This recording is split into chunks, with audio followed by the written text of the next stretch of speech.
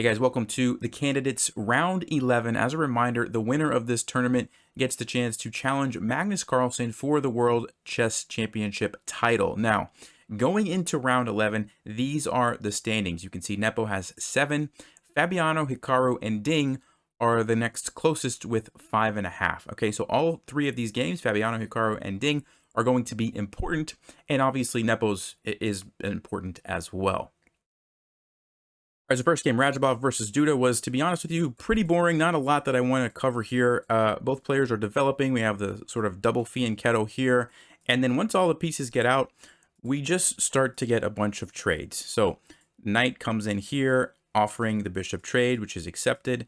Then we get a knight trade. Then we get a queen trade. Then we get this little tactic, which is honestly probably the most exciting thing in this entire game.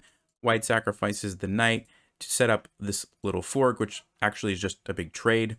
And then we keep going. Eventually the minor pieces get traded and we end up with this rook ending. Both players have 2 rooks.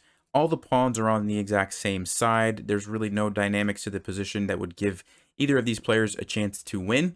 And so after a few more moves, traded another pair of rooks and we got the perpetual for the draw. All right. That was quick. Let's go ahead and jump to Hikaru's game, which, by the way, Hikaru is one of the players who is chasing Nepo. So if he's able to win this game, that is very important, is a very important factor. All right, so let's take a look. All right, so Hikaru plays e4. We get a Sicilian. The knight c6 version instead of d6. D6 is a little more common, but this is also played quite a bit. d4, knight of 6, and then e5. Now, e5 this early is totally fine, but one thing that it does do is give white this d5 square. So the c pawn has already been traded, so it's not going to be able to control this square. And now that you've pushed the e pawn forward, you also can't use the e pawn to control this square. And so d5 is kind of like a sort of a crucial square that you have to really pay attention to as the game goes on. And by the way, this is what we call a backward pawn in chess. It's backward because there's no pawns that can help support it to push forward, which means a lot of times it can be a target. All right, so that's what Hikaru was doing here, sinking a piece into that d5 square. He trades the knight, which, by the way, the knight was kind of controlling d5 as well, until by giving up the bishop, even though he loses the bishop pair, he gains sort of more control over the d5 square. Okay, and then he plays c3, and the idea is probably, if black's not going to stop him, to bring the knight over to e3 and really have a grip on that d5 square. So rook b8, the knight comes back, g3, kind of a logical move. Just, you know, the bishop didn't really have too many places to go to. You could have put it here, but wanted to fianchetto it over here, which I believe is kind of a little bit of a rare idea, but it kind of makes sense, I think. Here we go. This is what I was talking about, the knight on e3. So now if black trades, Hikaru is just going to put the other knight right back on d5 as well. Bishop to e6, he trades, knight to f5 this time. Queen goes back, and he successfully wins the d pawn. Remember way back earlier I talked about how this was a backward pawn and it can become weak? Well, now he just won the pawn. Now, Rapport could have traded here. The problem is now this bishop is kind of a monster, and I mean, it's still probably pretty equal because they're opposite color bishops, but this is a very like nice square for white, and black's never going to be able to really control that. White can just sink a queen or a bishop in there, and I don't really know what's happening, but Rapport decided to go ahead and sacrifice the pawn with the idea that after this happens, it gets a little bit complicated, but he ends up getting a rook down on the second rank. And if you remember, rooks on the 2nd or the 7th rank, a lot of times it can be very, very powerful. So we get b3, we get a trade, and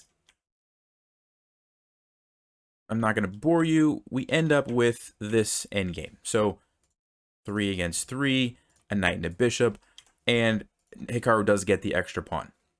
So at this point, this is, at this level, almost always going to be a draw. Because if you imagine, if these pawns get traded, and this is all we have left, all black has to do is sacrifice the bishop for the pawn, and white can't checkmate with just a king and a knight. So the only way white can win the game is by somehow winning an extra pawn or trading these pieces. Like if these pieces get traded, you go into a king and pawn endgame, and maybe there you can set up something and get a passed pawn and win. And Hikaru is very tricky, and he tries to do just that. So he kind of sets up his pawns this way, And he doesn't want to just trade. Because remember, like, for example, if Hikaru just sort of goes like this, well, now it's very easy for black. Just sit the bishop somewhere, and eventually when the pawn pushes to a dark square, you just capture with your bishop. But it's really that simple. And so what Hikaru does is he just kind of leaves the pawns. He allows black to trade one set of pawns. Like, let's say black would have taken here. But now he keeps that extra pawn. And this is important because if he's able to somehow maneuver his king over here and use the knight to take this, now he's able to win because he has two pawns, and black's bishop can only sacrifice itself for one of them. So that was kind of what he was trying to do, but Rapport is obviously a very strong player. They danced around a lot. You know, Hikaru was trying to see if Rapport would make a mistake, and after a while, finally, they did trade that set of pawns, and then eventually, it was a lot of moves, but you know, nothing was really happening. Hikaru, like I said, was trying to be tricky, trying to create some chances. It was I don't know how many moves this game was. It was a lot. Here we are on 87. Finally, that gets traded, and we end up with this position. So he wins the bishop, which is great, but you have no pawns left. You can't win with just a knight. There's no way, right? And so we're just going to get a draw after he sacrifices the knight for the pawn. So 96 move game ends in a draw. Unfortunately for Hikaru, because he didn't, you know, get the win, which would have inched him a little bit closer to Nepo. All right, let's jump to the next game. Speaking of Nepo, so Firouzja versus Nepo. Now, as you know, Firouzja has been having a rough tournament, and Nepo has been having a great tournament. Okay, so keep that in the back of your mind. We get another Petrov. Nepo's been playing this a lot with black. We get this move c4, which, as far as I know, hasn't been played often at all. I don't even know the Kaufman attack. Yeah, I've never even heard of that before. So really weird move. Apparently it's a line, and you get this kind of weird opening. I don't know. I mean, it seems okay for white, but apparently they both kind of were familiar with it. Neither player really used too much time here. All right, so we get this position. Everything is pretty equal. Queen to b6. King to h1, getting out of the attack from the queen. Rook to c8, and now the move g4, which is, I mean, you know, as far as Firouzja is concerned, he's already not doing well this tournament. Doesn't really have a lot to lose. And so I totally understand, you know, why not? Mix it up, do something crazy. Like, what do you have to lose? The thing is, everybody else who's trying to catch Nepo has something to lose if Nepo wins this game, right? Because they're already behind 1.5 points, and if he wins, you can't catch someone if they just keep winning. You need them to lose, right? So g4 is kind of questionable. Obviously, it's an aggressive move. He wants to try to attack the knight and push pawns forward and maybe do something to the king. The problem is his king is going to become weak, right, by doing this. So we get h6 and then h4. It's kind of two back-to-back extremely aggressive and somewhat questionable moves, and Engine doesn't like it, right? Engine is saying, oh no, you can't do this. Now, of course, Jan has to figure out why that's the case.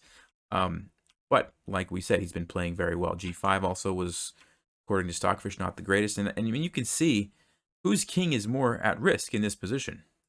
White's king is, I mean, there's already a threat here of a fork, and it's just not looking good. So Firouzja, you know, did his best to kind of hang on. It did get crazy and kind of tricky over here. There's lots of lines, which I'm not going to get into for the sake of time.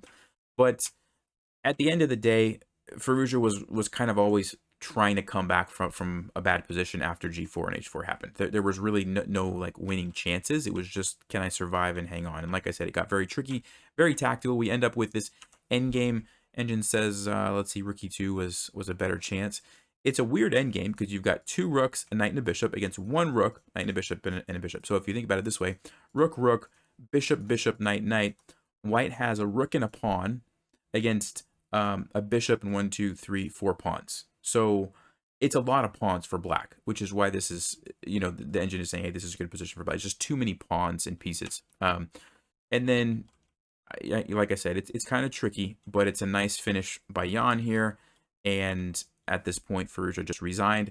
After king h2, let's see, bishop takes d5 as a fork, and that's kind of the immediate reason why he gave up. So really, it went back to the decision to play g4 and h4, just was not a great decision. And unfortunately, for everybody trying to catch Nepo, he gets a win. And like I said, if he's a point and a half ahead of everyone and he gets a win and you get a win, he's still a point and a half ahead of everyone. So There's still 3 rounds to go. I mean, anything can happen, but it's looking like nobody is going to catch Nepo at this point. Now, that being said, I still have to show you the last game, and I did save the best for last. So Fabiano versus Ding, and remember, Ding had a very terrible start to the tournament, but since then he's been playing amazing, and he's on, I believe, if I remember correctly, a 2-game winning streak going into this game. So, and by the way, both of these players were trailing Nepo, right, going into this round. So, very interesting game. Now, let's take a look. So we get the Ruy Lopez, kind of the main line here. Castles, Bishop e7. And there's a moment in this game where something happens, which, and I'm not an expert on the Ruy Lopez, so I don't know what was going on, but let's get past the theory. And c5, knight g3, not here, here. Okay, so let's just talk about this. We get sort of the standard, this is very common stuff in the Ruy Lopez. Everybody's developing, putting their pieces on somewhat, normal squares. Then these knights come over here, and they're eyeing this f5 square, which looks like a pretty nice square. You're going to be attacking the bishop, you're going to be attacking the pawn, you're going to be attacking the king side, you're going to have it supported by another knight. Maybe your queen can come over at some point, your bishop is lined up. It makes a lot of sense. So Ding plays the move g6, which says, nope, you can't put a knight there, I'm going to take it, right? But what do we always talk about with pawns in front of your king? Well, you create weaknesses, right? And look at this. There's already a bishop ready to go, and that looks very, very scary. Like, this is a move that if I see, like if I play it, or if I'm analyzing a game and I see someone play that, I'm going to say, oh, no. You don't want to be playing moves like this, right? You got to find another solution. And yet that's what Ding plays. And by the way, these players haven't used a lot of time. And so this move was played like almost instantly, which probably means this is some kind of preparation. I'm not entirely sure about that, but there's a good chance that it was. And now look at this move, knight to f5. Remember I said he couldn't go there? He goes there anyway. And the point is that if you try to take that knight, this knight's coming in, and guess what? Now your king, it really is in big trouble. I mean, there's like ideas of the rook coming over, or probably even better, the queen coming over. And what is your king going to do? I mean, there's also this bishop. Like, it's really bad, right? So you can't take the knight. So Ding plays bishop to d8, which, by the way, is better than bishop to f8, which is kind of weird because this looks like it's sort of controlling the squares better, but the problem is bishop to g5 attacking the knight. And how do you defend the knight? You don't want to really use the bishop because the knight's going to trade off. And if you go something like queen d8, then queen f3 is happening, and black has some problems. So bishop d8 is actually the best move. And now we get this move, knight to g7. And, I mean, just look at this position for a minute. If you just, like, glance at this board, you'd probably think white is completely winning, right? And actually, Stockfish says 0.0. Like, literally 0.0. The line that it's kind of recommending is probably some sort of repetition, like where the knight kind of jumps back and forth and we get a draw. It's amazing, right? So rook to f8, h3, b3, and the bishop gets traded, so that's one kind of piece that sort of disappears from the attack. King to h8. This is an amazing move. And what Ding is trying to do is say, okay, you've got your pieces here, but they're just kind of sitting there. They're not really doing anything. I'm going to play knight to g8. I'm going to attack your bishop with my knight. And guess what? Where's your knight going to go exactly? Because it's kind of trapped over there on g7. Super weird position. Like, I don't know if I've ever seen a position like this at the top level. Like you might see positions like this at lower levels, but at the top level, this is nuts. This is absolutely insane. So he plays knight to e6, basically saying, okay, my knight's going to get trapped anyway. Let's go ahead and get rid of it now, and at least I have the bishop lined up here on the rook. And so we get this trade of sorts where he does get the rook, but now there's this idea where Ding's going to get the rook right back, and so it's kind of a weird trade. But now Ding has this rook, which is pretty active. Stockfish says it's still equal, though. All right, so the game goes on, and let's just keep going. This is a really long game as well, so I don't want this recap to be an hour like my last one was. And so Fabiano has an advantage at this point, a slight advantage, but Ding is defending nicely. And one thing about opposite colored bishops, you always have a chance when you're defending with opposite colored bishops, because if you end up, even if you're down a pawn or two at the end of the game, if like the queens and the rooks get traded, a lot of times the opposite colored bishops can still be a draw. So he's defending very nicely, but Fabiano is doing very well. Now, Fabiano has 4 minutes, you can see, and this is move 38, so he still has to make 2 more moves. He does play 2 more accurate moves and keep his advantage. Maybe not as much as the engine would have liked, but he still has an advantage going into this position. Now, game goes on. The rook comes over to the open file. The bishop blocks it off. We get a pawn trade. The queen comes up to f5, which looks like a very scary move. He's threatening to take on g5 now because the pin here. So king to g8 actually saves the pawn because now it's no longer pinned. So if the queen takes now, you just take it with the pawn. Also allows the queen to come over in some cases. d4, okay, so one of the things that I just said about opposite color bishop endgames is that in the endgame, if most of the other major pieces are traded, it's kind of like a draw. Well, if there's other pieces on the board and you attack, you get a very strong attack with opposite color bishops because this bishop is controlling these dark squares, which this bishop can never counter. So you can create an attack on the dark squares, and it's going to be very difficult for black to deal with that. On the flip side, if black does something with the light squares, you're going to have a hard time defending because your bishop can't help. So very interesting, but this move is aimed at kind of opening up the position, and it's going to get wild, right? So here we go. Queen comes over, queen comes back. I don't want to get too bogged down in all the details, but basically very tricky position, lots of maneuvering, Ding's defending very nicely. And there's one moment in the game where Fabiano starts to make a play here. He's going for it, right? He's pushing this pawn. Now, engine says it's just a draw. King g7 is just a draw. Bishop to d4, everything is just equal according to the engine. But right here, okay, so the engine line where everything was equal was queen to e3, and you get a queen trade. And because, like I mentioned, opposite color bishops, you're never going to be able to make progress. Nobody's going to make progress. It's just a draw. Fabiano probably was thinking, I don't want to draw. I need to win to catch Nepo, right? He knew at this point that Nepo had already won. And so, you know, he's trying to find some other moves. And so we see this. But now, black's queen sort of invades a little bit, and white actually is starting to be on the defensive. So it gets really crazy. Here's a defensive move, defending the rook. The rook comes over, and white has to be very careful that there's it doesn't get checkmated. Gets the queen, which, by the way, is not defended. But if the rook takes it right away, there's bishop to f2, and it's still probably going to just be a draw because, again, opposite color bishops. So there's that line. What happens in the game, Ding throws in the queen check and then takes the queen. Okay, queen comes over. We get a queen trade at some point, just kind of the next significant thing. There you go, that happens. And here we are in this endgame. Now, remember what I said. Bishop, opposite color bishop endgames, a lot of times it's a draw, even if somebody has an extra pawn. But not always. And there are rooks, which add a dynamic to that, which makes it more complicated, which gives both sides winning and losing chances, because things can happen with a rook that can't happen, obviously, when it's just bishops.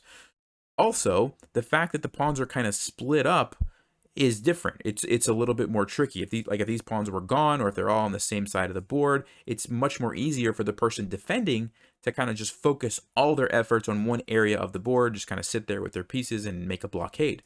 When you have these extra pawns on the other side, it sort of adds an interesting dynamic, okay? So keep that in mind. And Ding is going to bring his king up, all right? Rook to c1.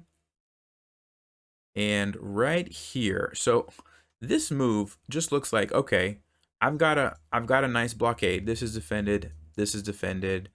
I mean, what's black going to do? Let me just move my rook, right?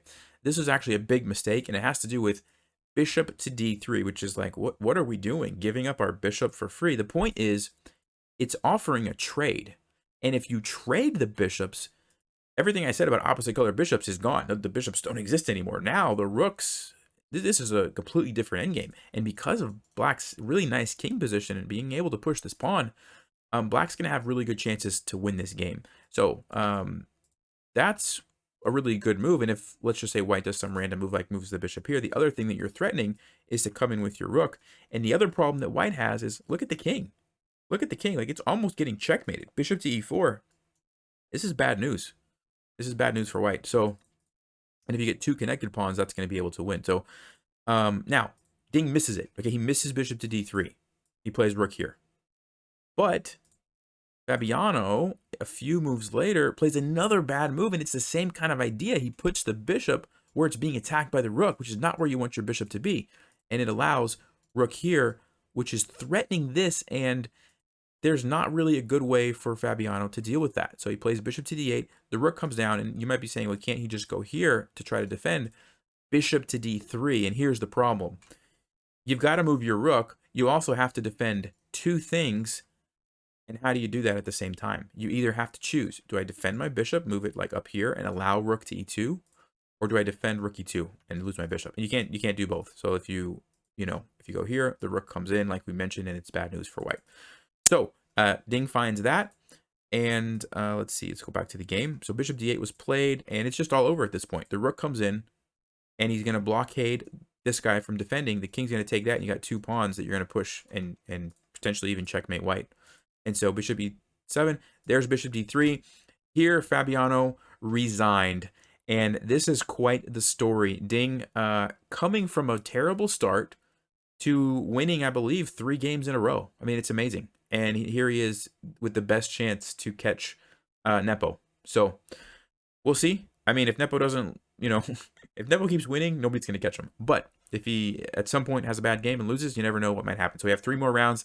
So here are the current standings. Nepo's with 8 out of 11. There's Ding. You can see 6.5, the closest to catching him. Hikaru's with 6, and then Fabiano dropped to 5.5. So who knows what's going to happen? It's going to be an interesting final 3 rounds. And yeah, I'll see you guys in the next one. Stay sharp, play smart, and take care.